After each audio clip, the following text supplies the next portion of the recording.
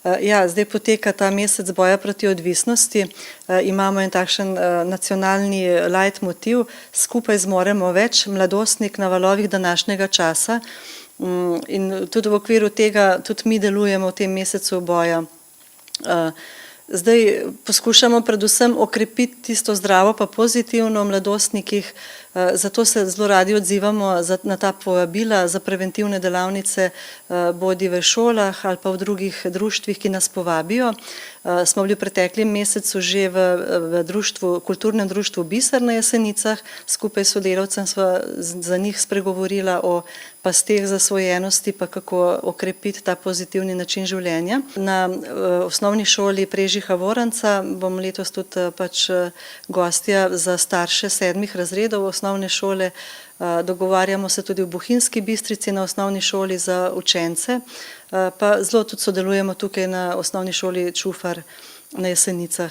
Tako da na ta način tukaj v okviru programa Dnevnega centra Nemladih ne vzgaja ulica pa bodo sodelavke izvedle tudi pogovorno oddajo o zasvojenosti z otroki pa mladostniki, pa potem bodo tudi izdelali en tak plakat na to temo. Kako osveščate mlade po šolah, tudi skozi leto, ne samo v mesecu boja proti odvisnosti meseca novembra? Ja, vsekakor, ker se mi zdi, da enostavno tudi prav smisel, cilj našega društva je opolnomočiti mladostnike v obdobju odraščanja.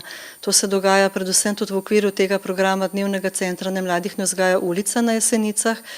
Tukaj so otroci pa mladostniki povabljeni vsak dan med 2. in 8. uro, lahko prejmejo možnost vzgojno-učne pomoči, pa potem druženja, pogovorov, skupinskih delavnic, ustvarjalnih delavnic. Tukaj delata 2 sodelavki in res skozi ta leta jih želimo pospremiti kontinuirano. Na šolah pa, kadar smo gostje, pa jim želimo predvsem poudariti te osnovne vrednote, ki so zelo pomembne v obdobju odraščanja in ki jih potem tudi skozi prizmo zasvojencev vidimo, da če bi jih prej okrepili, mogoče nikdar ne bi prišli do tja.